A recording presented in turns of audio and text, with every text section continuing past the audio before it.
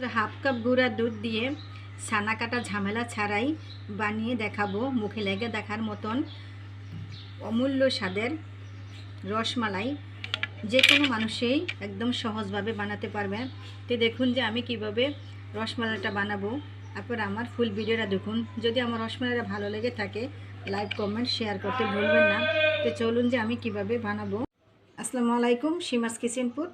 আমি একটা রেসিপি নিয়েছি আপনাদের কাছে। মাত্র হাফ কাপ গুঁড়া দুধ দিয়ে ছানা কাটা ঝামেলা ছাড়াই বানিয়ে দেখাবো মুখে লেগে থাকার মতন রসমালাই। তো চলুন যে আমি কিভাবে বানাবো। তো এখানে আমি হাফ কাপ পরিমাণ আমি গুঁড়া দুধ নিয়েছি। তা আমি 4 ভাগের 1 ভাগ দেবো আমি বেকিং পাউডার, 1 চামচ দিয়ে দেবো আমি কর্নফ্লাওয়ার, তা আমি 1 চামচ দিয়ে দেবো আমি ঘি। তা আমি এটা একবারে নরম করে ময়ান করে আমি মেখে নিব। তা আমি এখানে অল্প অল্প একটু একটু করে আমি গুঁড়া দুধ দিয়ে নিব। এগুলো নিয়ে আমি আস্তে আস্তে একটা আমি নর্মাল একটা ডো আমি বানিয়ে নিব। তা আমার এটা যে বানানো হয়েছে, আমি এখন 10 মিনিটের জন্য আমি রেস্টে রেখে দিব।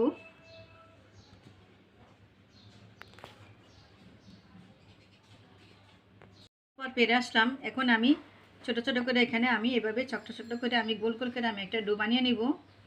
তো হাতে একটু তেল লাগিয়ে দিয়ে আমি এভাবে ছোট ছোট করে আমি একদম বলের মতন বানিয়ে নেব। এটা কিন্তু বেশি বড় হওয়া যাবে না, নাহলে কিন্তু ফুলে একদম টইটুম্বু হয়ে যাবে এইভাবে। তো চলুন যে এবার আমি এভাবে সবগুলো বল আমি বানিয়ে নেব। তো আমার রসমালাইগুলো বানানো হয়েছে। এখন আমি চুলাতে একটা প্যান বসাইছি। প্যানেতে আমি দুধগুলো দিয়ে দিব। এক যে আমি দুধটা দিয়ে দিব। দুধটা আমার বলকা পর্যন্ত অপেক্ষা করতে হবে। তো এখানে আমি ছোটো বাটিতে আধা বাটি পরিমাণ আমি চিনি নিচ্ছি। চিনিটা আপনাদের পছন্দ অনুযায়ী দিবেন। যদি আপনারা চিনি বেশি খান তাহলে চিনি দিবেন, কম খালি কম দিবেন আপনাদের স্বাদ অনুযায়ী। তো এখন আমি মালাইগুলো দিয়ে দিব। আমার দুধটা যে বলক চলে আছে, এখন আমি সবগুলো রসমালাই আমি দিয়ে দিব।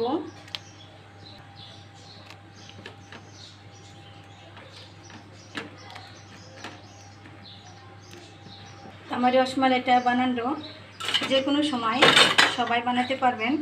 একদমই সহজ একটা রেসিপি। অনেক সময় আছে ছানা কাটতে গেলে ছানাটা কাটা হচ্ছে না, ছানাটা দলা হচ্ছে না।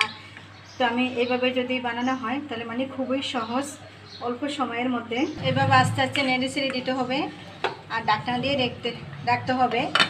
যখন উতলে পড়ে যাবে তখন আবার ঢাকনাটা এভাবে সরা দিতে হবে। তো আমি আবার ঢাকনাটা এভাবে দিয়ে দিব। এভাবে আমি 10 থেকে 15 মিনিট আমি জ্বালিয়ে নেব।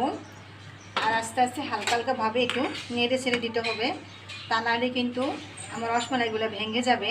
যাতে না ভাঙা যায় সেভাবেই নাড়া করে দিতে হবে। তো আমার মালাইটা হয়েছে। এখন আমি 3 ঘন্টার জন্য আমি রেস্টে রেখে দিব। চুলাটা আমি রেখে দিব ঢেকে। চুলাটা নিভিয়ে আমি এখন ঢাকনা দিয়ে রেখে দিব।